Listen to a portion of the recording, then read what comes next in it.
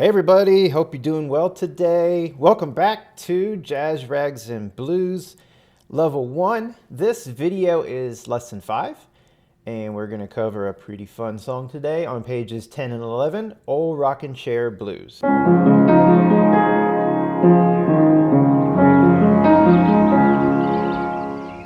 All right, so before we dig into this piece, just a reminder, if you're not subscribed yet, go ahead and subscribe because there's going to be new piano lessons uploaded frequently, as well as other similar music and nature content on the channel. And I'm now a member of Patreon, so any support you can give me on Patreon will be highly, highly appreciated. And thank you for all of you who have come back and continued your lessons here on this channel. All right, so let's dig in, page 10 and 11, Old Rockin' Chair Blues. So a couple things we want to note before we start looking at some notes here. At the top of page 10, underneath the title, it says, Unhurried, a Slow Blues Swing. And so I'm not going to worry about tempo right now, because obviously everything we do when we first begin is going to be a very slow tempo. But I'm going to point out the swing right away.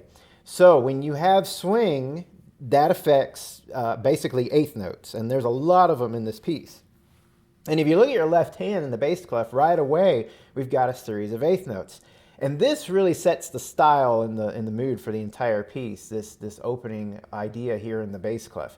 So if we did not have the swing and we just played straight eighth notes, it would sound like this.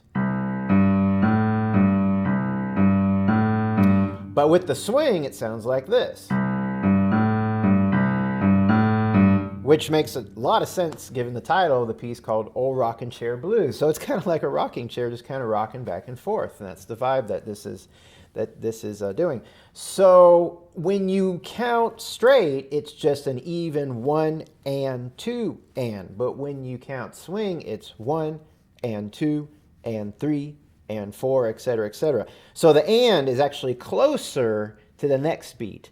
So instead of the notes coming in on every half beat, it actually comes in more like 2/3 of the way through. Now, we're not going to get into the mathematical details about that, but it's kind of a feel that you just kind of pick up. So 1 and 2 and 3 and 4 and etc., etc. So note that there's 4 beats per measure in the piece. And since we're talking about the left hand, and the left hand's pretty repetitive throughout the piece, let's go ahead and start with the left hand today. So, like I said, you've got this initial idea that just sets up the mood for the entire piece. So we're going to start on the low C down here with our 5th finger. So here's middle C, 1 octave below that is here, 2 octaves below middle C is our starting C. And we're going to stretch our hand out just a little past the 5-finger position. So we're outlining 3 notes here.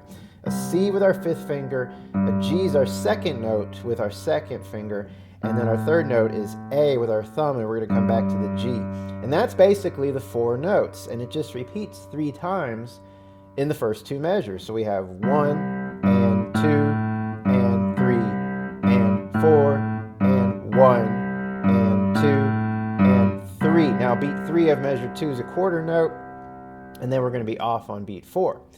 Continuing in the measure 3, we've got it again. 1 and 2 and 3, and then we're off on beat 4. So again, a quarter note on beat 3. Now, look at measure 4. It's the same idea. It's the same interval. In fact, if I keep my fingers, my hand in this locked position and highlight these 3 notes, and if I take my 5th finger and jump up to an F, these are the notes that you're going to play in measure 4. So it's the exact same idea. It's the exact same rhythm, intervals, everything. 1 and 2 and 3, and then you're off. So that's F, C, D, C, and then back to F. And then you're going to jump right back down to where you were, but it's a little different here in measure 5. 1 and 2 and 3 and. So you've got an octave jump. Meaning, oh, interesting, they changed the fingering for this. So they have 5 on C, thumb on G, not the thumb on 2. And they want you to do a crossover to 2 on A, back to the thumb on G, and that's so, it's not really a jump down, but more of a stretch. to that octave. Now, if you want to keep this fingering and do the jump, you're more than welcome to. I don't think there's any problem with that. In fact, I might do that myself just for consistency, and I can make that jump pretty easily. If that jump's hard, that's what this fingering is for, getting that thumb on G, 2 on A, back to thumb on G, so that you don't have to jump to the octave. Regardless, though, when you get to measure 6, you are going to have to jump back up. So measure 6, it's just like the beginning again, and the same fingering as well. You got the quarter note on beat 3. Measure 7 is the same thing. So far, the introduction is the only thing, and that's the first measure and a half, that has just consistent eighth notes. We're seeing this pattern again and again of 4 eighth notes and a quarter note and then a quarter rest. And that's going to be pretty consistent throughout the rest of the piece. So we're here at measure 7. In measure 8, we're going to jump up to the F again. And in measure 9, we're going to jump back down, and you have two options. You can keep that fingering and just jump down to the low G, or put your thumb on this G, cross over, and jump down. Measure 10, we're back up to the C position. Now there's a little staccato there, just for some variety. Right there on beat 3. So you can pop off that. Now when I have staccato and followed by a rest, and I'm moving up to something like this F, that staccato will help you bounce right up to that F. So in measure 11 and 12, they're the same. Now notice on beats 3 and 4, you have a half note, so that's a little different. We've taken away the quarter rest. 1 and 2 and 3 and 4 and 1 and 2 and 3 and 4, and we're back down to measure 13. We're back down on the C. And that has the half note as well. 1 and 2 and 3 and 4, and measure 14, we're back to the quarter note, quarter rest. 1 and 2 and 3 and 4, and hop up to the F. 1 and 2 and 3 and 4, and there's our half note. Stay right there for measure 16. 1 and 2 and 3 and 4, and measure 17 is totally different. We got a G and a D, 5 on G, 1 on D, that's 3 counts. Now when you're holding something like this, I suggest you still count the swing. So don't go 1 and 2 and, but go 1 and 2 and 3 and 4. Now on beat 4, you're keeping the same interval. So you're right here on G and D, you're moving down to F and C, but it's a staccato. You saw how I popped that. 4 and then you're gonna land right back on G and D with an accent. So hit it hard on measure 18. And then finally on measure 18, well, now we have no choice but to jump down that low octave. So earlier in the piece when I was doing this, you know, that's not even as big of a jump as this. So that's what I was saying earlier. If you don't want to do this crossover before you jump down, you don't have to. So here in measure 18, you're basically leading your 5th finger from this G down to that G. Now you can use your 3rd finger if you want more control and stability, but you're also going to have to jump further back up to measure 19 on the C. I would practice doing the pinky finger.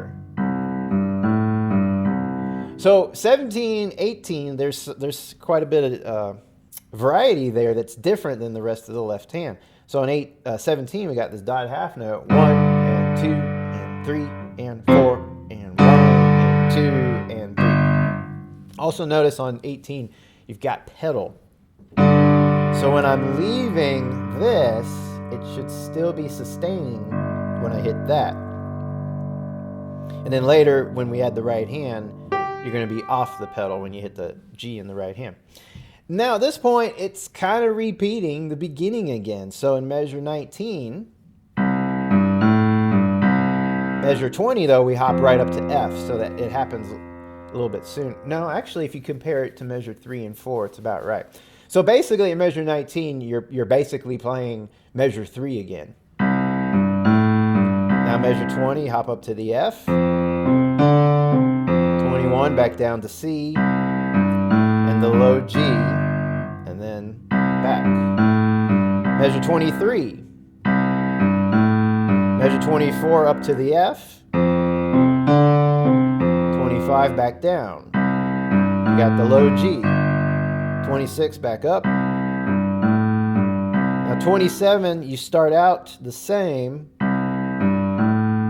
as these other measures with that low G, but now when you hit that low G, you've got pedal. And they show the pedal up, that's because on beat 4, that's because of the chord in the right hand. So you want to keep this down for the full measure regardless of that pedal up. And so the pedal will come up and then back down, and then you can leave your 5th finger and come up to C here in your last measure. And this is a little different. B flat with the thumb, hold the pedal down, and come down to C. So at the end of the piece, you should have that sound. You're going to hit B flat and then C. We should hear those two notes together because of the pedal.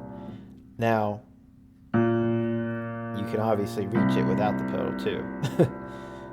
Whichever is easier. All right, so the left hand is pretty basic. The most important thing about the left hand is getting that swing style, getting that swing, because if you don't, that, like I said, that's the style for the whole piece. So if that's not right in the pocket, we're going to miss out on the feel for this entire piece. That's the rocking chair. So it's a good idea, once you learn the notes and the fingering here at the beginning, just vamp it over and over. Make sure you're not going, don't make the and too short. I see a lot of people do that. That's a totally different feel. It's got to be a little more relaxed. 1 and 2 and 3 and 4. So be careful about that as well, that you don't make the and too short. All right, let's look at the right hand. So the right hand basically has the melody and some other ideas spread throughout. The very first note of the right hand is a very low G. For treble clef, that's pretty low. So that's the G below middle C, and it comes in on the and of beat 3 on the second measure. So if it comes in on the and, it's actually a quick note. I'll demonstrate. Again, if I don't have swing, I'm just counting and 4 and 1 and 2 and. But I'm doing the swing, so it's and 4 and. See that? That G is short. And 4 and 1. So you've got the thumb on G. On beat 4, you're going to 2 on A. You're going back to the thumb on G. And in measure 3, you're coming up to C and E, which is a half note.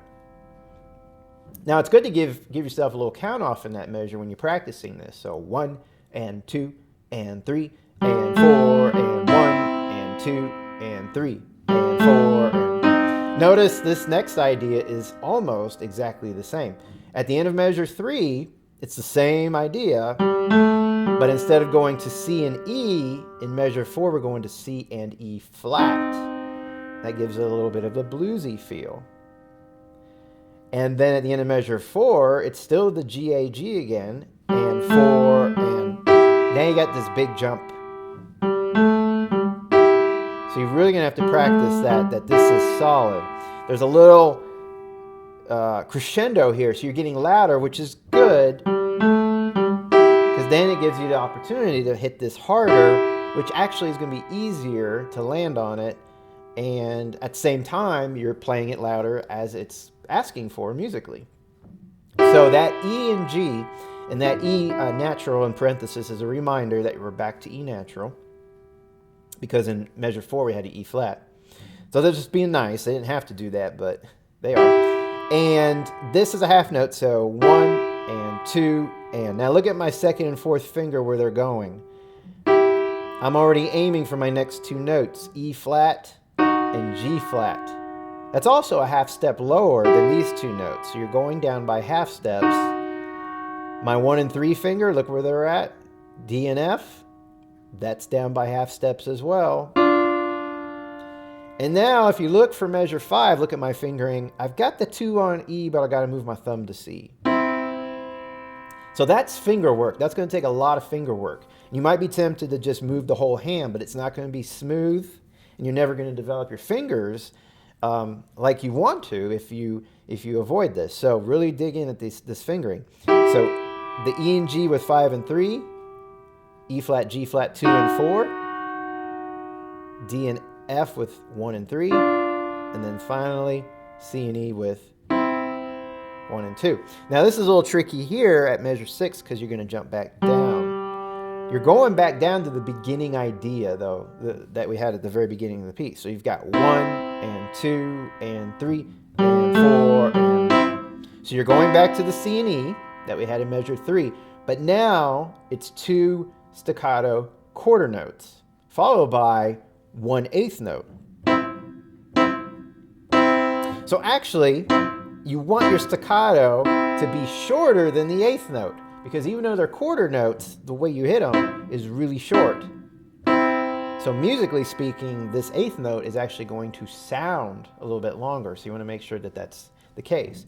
So in measure 7, we've got 1 and 2 and 3 and 4 and 1 and 2 and 3 and 4. So you see how you're repeating what we just did at the beginning? There's just more notes.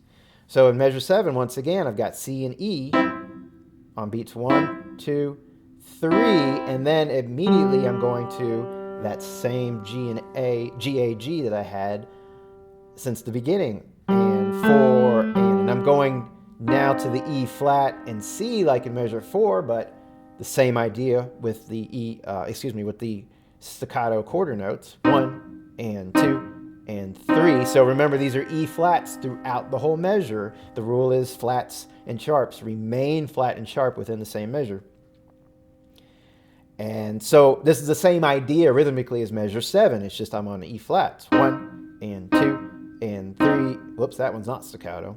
So be careful about that 8th note. 1 and 2 and 3 and 4. And jump up to the same E and G that you had in measure 5.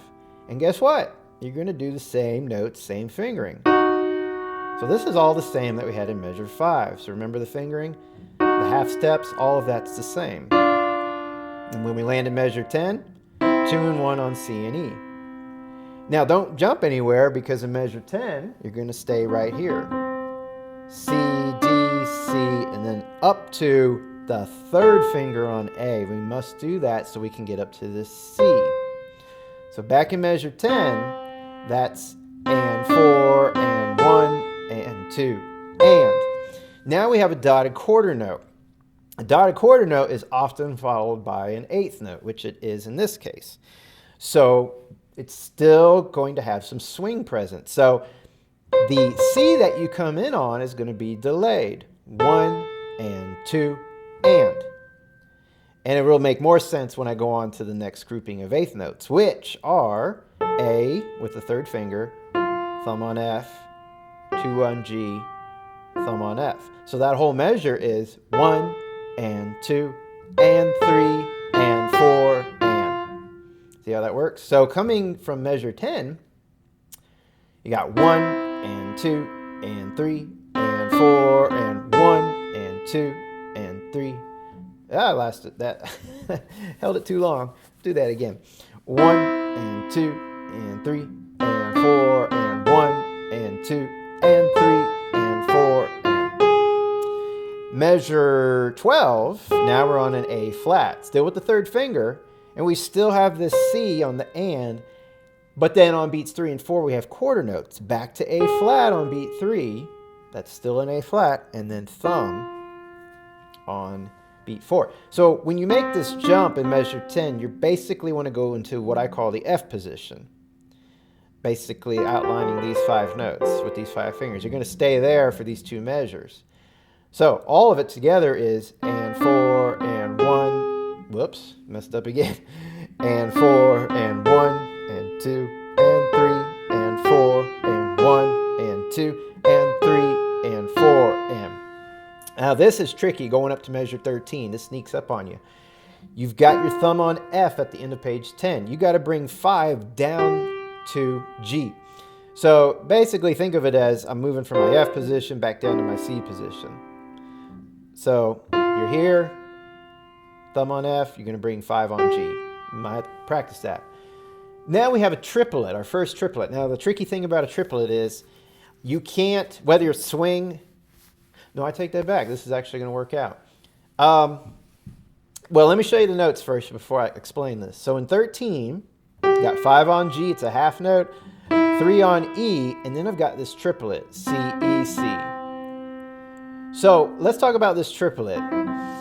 Normally, if you're not swinging a piece of music, if you're just doing straight eighth notes, this would be a little tricky because when you count straight eighth notes, you're counting 1 and 2 and 3 and 4 and, right? You're dividing every beat into 2 halves. Well, a triplet, an eighth note triplet such as this one, is 3 notes to a beat. So we're dealing with thirds and it's not divisible by 2. So you can't count 1 and, or in this case 4 and it work out. Fortunately, we don't have to worry about that in this piece because of the swing. So any piece that has swing and you've got triplets, it's actually easier. So if you look back at the top of page 10, under the title where it says Unhurried Slow Blues Swing, it's showing us in parentheses that when we see 2 eighth notes, we're really supposed to play it like a quarter note triplet followed by an eighth note triplet. And some of us, it might have been like, what is that? It's not that hard. Go back to the triplet at page 13. So a triplet is 3 notes, right? What if I take the first 2 notes, the C and the E, and let's just say all 3 of these notes for now, for example's sake, are C's. Instead of C, E, C, what if it's just C, C, C? What if I took the first 2 notes of the triplet and tied them together? Well, that would be that rhythm that they're showing us is a quarter note and an eighth note under a triplet. So playing a triplet with 3 C's would sound like this, triplet. But if I tied the first 2 C's together, it would be like this, triplet. Well, triplet is the same as swing. I'll demonstrate. 1 and 2 and 3 and 4 and. Now let me say it with triplet. Triplet, triplet, triplet, triplet. So it works out beautifully. So when you get to beat 4, the C, in measure 13, the C and the E, now they're not tied, right? But they both fall under, it's the same principle. They fall under, as if they were tied, they fall under beat 4, and the last C is actually on the and. See, the and is shifted when we are swinging, right? So in the same case as of doing triplets, the and is actually now on that last C. So 4 and, 4 and. So 1 and 2 and 3 and 4, 4 and. It's hard because I want to swing these first 2 notes, but 4 and. Now remember this, and this will help too. If it's swung or if it's straight, triplets are always even. Eighth notes are swung when we swing. Eighth notes are even when we play straight. But straight or swing, triplets are even. So there's still going to be 3 even notes to a beat. See what I did? They're all equal. I didn't go, that's uneven. That would be playing eighth notes. So the measure, again, altogether sounds like this. 1 and 2 and 3 and 1 and 2 and 3 and 4 and I'm going to beat 1 of the next measure so you can hear what that will sound like going into beat 1. Let me go do it a little slower. 1 and 2 and 3 and 4 and 1. See how that works? Now, that being said, it's tricky. It's a tongue twister, and trying to coordinate all that is really tricky. But remember the things that I just said. First off, make sure your triplet's even. All 3 notes have to be equal. Second off, it's only within beat 4. And third, which is still difficult, but the most important thing, the last note of the 3-note triplet is on the and when we do swing. Okay, for or and, for or and. So see how I'm going for or and to kind of hit that for with syllables since I'm hitting two different notes. For or and. So you just want to practice that maybe. For or and one. For or and one. And then back it up. 1 and 2 and 3 and 4 or and 1. And I guarantee you do that enough, you'll just start feeling it, it'll be memorized, and you won't even have to think about it anymore. Tricky stuff, but trust me, it's actually a little bit easier in this style. So hopefully I explained that and if I didn't, if you're still confused, just send me a message under the comments under the video, and I'll be happy to answer it. Going on, so notice I crossed over to 2 on B flat. Got to do that in measure 14. So that B flat is half note, 1 and 2 and 3 and 4 and. Now, when we go back to the C and the D, you just did a triplet. You're back to eighth notes here, so it's a little different. And 4 and 1. So you're basically repeating what we did measure 10 to 11. So we're back up to 3 on A, 1 and 2 and 3 and 4 and 1 and 2 and 3 and 4, and that's different. 16 starts out with these A flats, 1 and 2, and but then the G to F is 3 and 4, and so once you hit that F, you're going to hold it the rest of the measure because it's tied. 1 and 2 and 3 and 4, and off on beat 1, we have another triplet, followed by staccato. So that's 1 and 2 and 3 and 4. And let me slow it down. 1 and 2 and 3 and 4. And so again, remember, make sure they're even. And I'm going on, you're hearing it 4 times because I'm going on to beat 3. There's beat 3, which happens to be the same notes. And I'm playing it all staccato, which I shouldn't, but that last one you want to really punch. Or really pop, I should say. So that's what it sounds like. 1 and 2 and 3 and 4 and.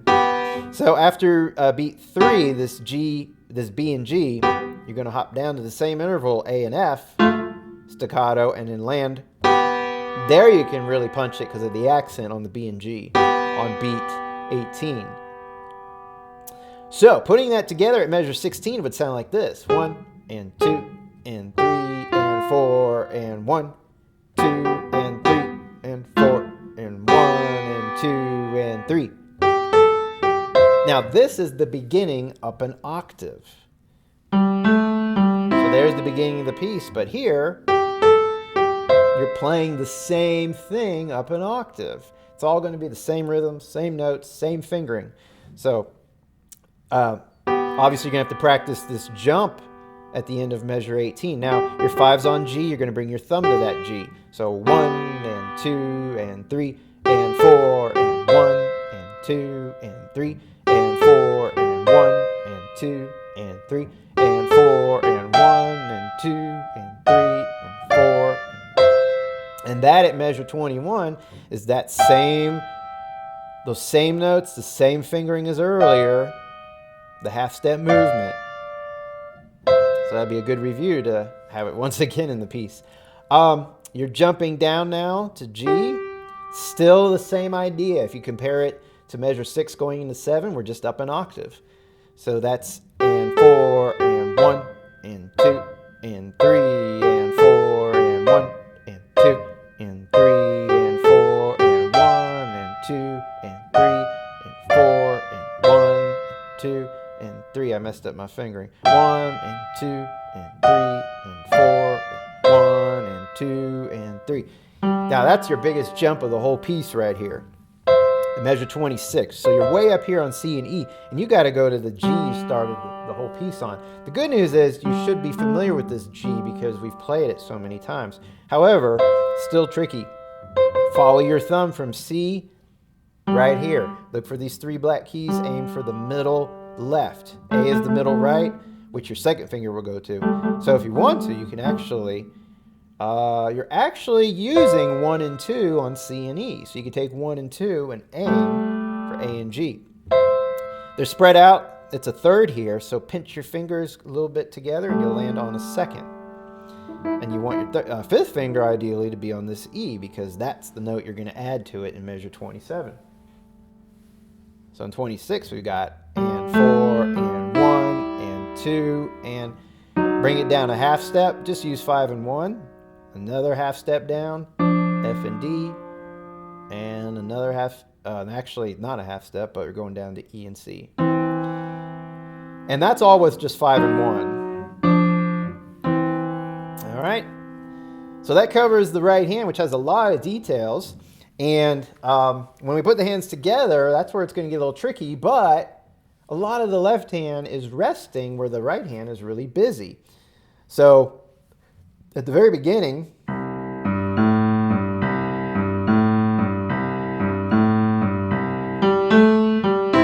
you see the right hand had these notes on and 4, and in the left hand's mostly resting. Now to be technical, the C on beat 3 in measure 2, that's on beat 3. The G comes in on the and then you rest in your left hand when you come in on this A. So you're not going to pop off here. Now if you do, it's not going to be terrible. It won't sound bad, but this is a little detail that might be worth doing, especially since it's in our music this way. So try to get it so that the A is where you pop off. And it's going to continue like that throughout.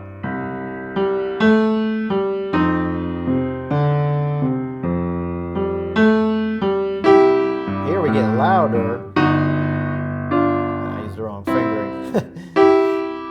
This is tricky, for me at least. So that little idea in measure 4, 5 to 6 gets louder. So right there, we talked about that earlier, and then you want to get a little softer here.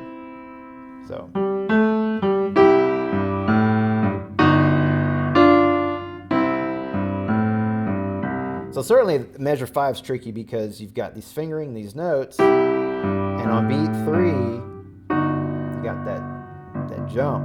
And depending on what fingering you use in the left hand, you might have this crossover. And then you're off on beat 4 in the left hand, then measure 6.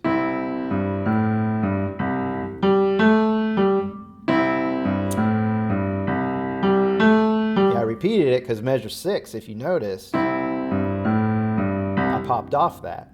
But technically, we're going to do that. So it's those little details that probably really make the piece. So going on in measure 7, so that'll be a little tricky because you got the staccato here, but you've got this, you're sinking into this pattern. So it's a weighted left hand, more gravity here, but popping off here.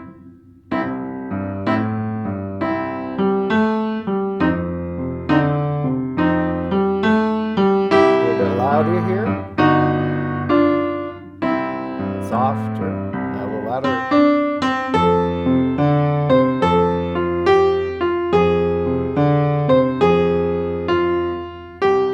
Tricky going to measure 13 because you're up here. The cool thing is I'm in the, by the way, when I go into measure 11, I'm pretty much in the F position in both hands. It's a little stretched to a 6 because of the D in the left hand, but in the right hand, it's just the interval of a 5th. When you're going into measure 13, so you're here in the left hand, and you got to bring your 5th finger down to G in the right hand and your 5th finger down to C. So now the triplet, good news, you don't do anything in the left hand during the triplet. That would just add to the challenge, but you're just holding the C. Going on, back up again.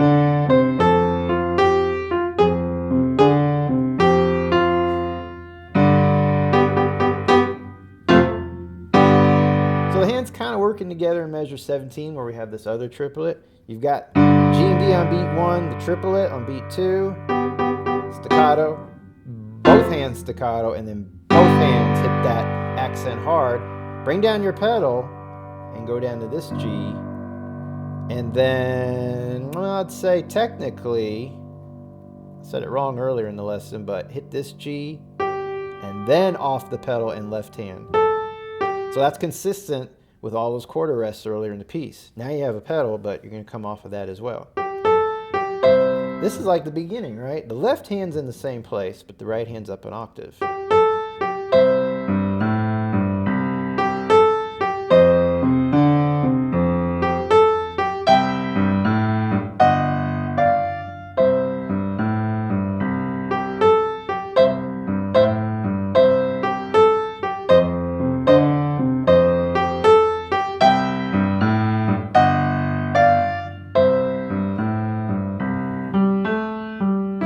So right here in measure 27, we're back down here with our right hand. As soon as we hit 27, there's a retard, R-I-T period. Now, you're going to add the E. Notice this G is tied. So you don't want to hit them again, but just the E. And as soon as you go down to the low G in the B, G flat, E flat, hold down the pedal. Go to F and D, my pedal's still down. As soon as I play the F and D, pedal pops up and then back down. Keep the pedal down and I'm gonna go to my last measure. And as soon as I hit that, I'm off the pedal. I'm still holding my right hand when I hit this B flat. You don't have to go down the pedal. If you wanna hold it out like that, you can do that. But I'll put down the pedal anyways. So the end is kind of soft.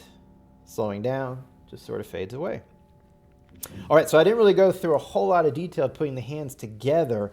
A lot of the piece is just working the hands separate.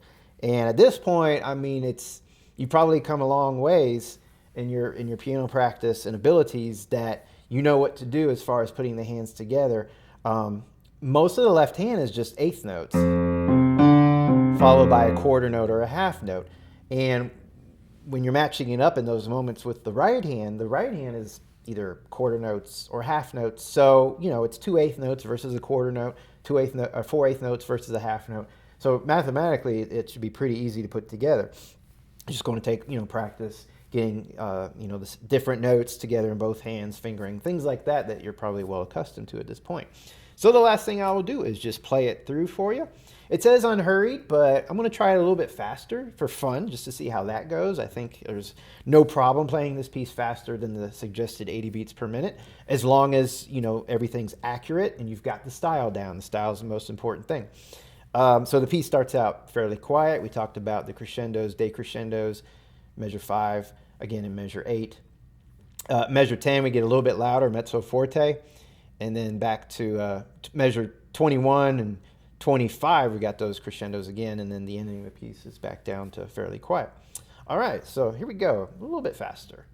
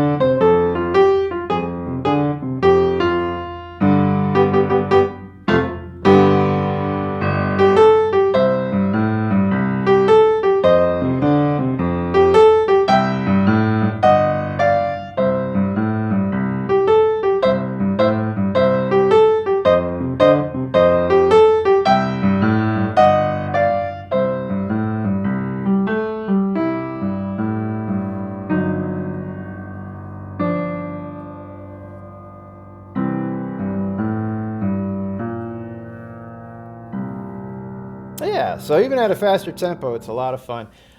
One thing I forgot to mention, measure 27 in the right hand, and of course the last measure 28, you've got fermatas, so you can really hold out these chords. It's a tricky section, even with the retard. And the fermatas just kind of help us out because it gives you extra time to figure out where you're going. So that's kind of nice that you got extra time, but that extra time works out musically as well. All right, so a fun piece. I hope you really enjoy it. Spend some time on it. Any questions, any comments, please leave them in the comment section down below. And as always, I look forward to seeing you in the next lesson.